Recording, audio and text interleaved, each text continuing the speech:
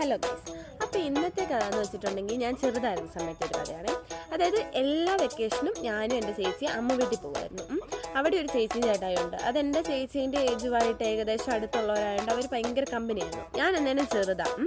ഞാൻ ചെറുതായിരുന്നതുകൊണ്ട് ഇവരെന്നെ എല്ലാം സീക്രട്ടൊന്നും പറയുന്ന കൂട്ടത്തൊന്നുമില്ല. കാരണം ഇവർ ഭയങ്കര കമ്പനിയാണല്ലോ.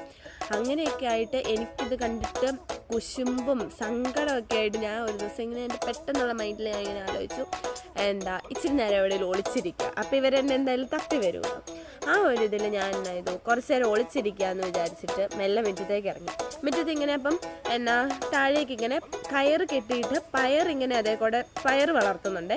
അപ്പോൾ കയറിങ്ങനെ കെട്ടിയിട്ടായതുകൊണ്ട് ഇങ്ങനെ നിറച്ചിങ്ങനെ പയർ മാത്രമേ കാണുന്നുള്ളൂ.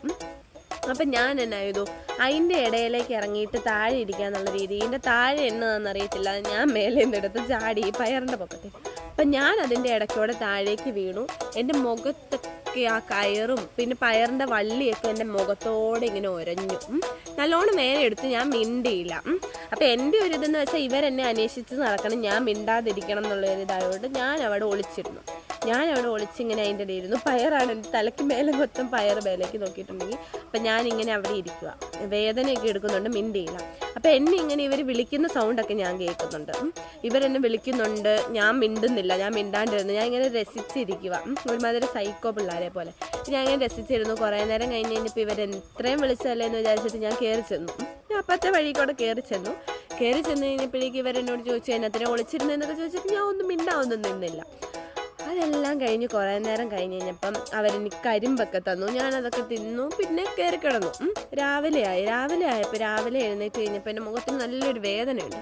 അപ്പോൾ ഞാൻ കണ്ണാടിയിൽ പോയി നോക്കുമ്പോൾ എൻ്റെ ഇവിടെ നിന്നിങ്ങനെ വരച്ചതുപോലെ ലൈൻ പോലെ ഇങ്ങനെ നിറച്ച് ഒരു ചുമപ്പ് കളറിൽ ഇങ്ങനെ മുറിഞ്ഞ പോലെ ഇരിപ്പുണ്ട്. അപ്പോൾ എനിക്ക് ഏകദേശം കാര്യം മനസ്സിലായി. ഇന്നലെ ഞാൻ അങ്ങോട്ട് താഴേക്ക് എടുത്ത് ചാടിയതിൻ്റെ ഒരു ആഫ്റ്റർ എഫക്റ്റ് ആണെന്നുള്ള കാര്യം എനിക്ക് അന്നേരം മനസ്സിലായി. പക്ഷെ ആർക്കും അറിയത്തില്ല ഞാൻ ഇങ്ങോട്ട് ചാടിയതോ ഞാൻ വീണതൊന്നും ആർക്കും അറിയത്തില്ല.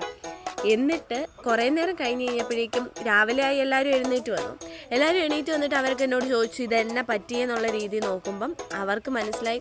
അവർ പറയുന്നുണ്ട് ഞാൻ കരിമ്പ് തിന്നിട്ടായതാണ്. പിന്നെ ഞാൻ നാണക്കേട് കൊണ്ട് ഞാൻ മിണ്ടാൻ നിന്നില്ല, ഞാൻ കരിമ്പ് തിന്നിട്ടാന്നുള്ള രീതി ഞാനും ഇരുന്നു. പക്ഷെ പിന്നെ ആയപ്പോഴേക്കും ഇവിടെ ഇങ്ങനെ മുറിവ് പോലെ അത് വന്നു. ഇവിടെയൊക്കെ ഫുൾ ഇങ്ങനെ മുറിഞ്ഞിട്ട് കരിഞ്ഞ പോലെ ആയിപ്പോയി.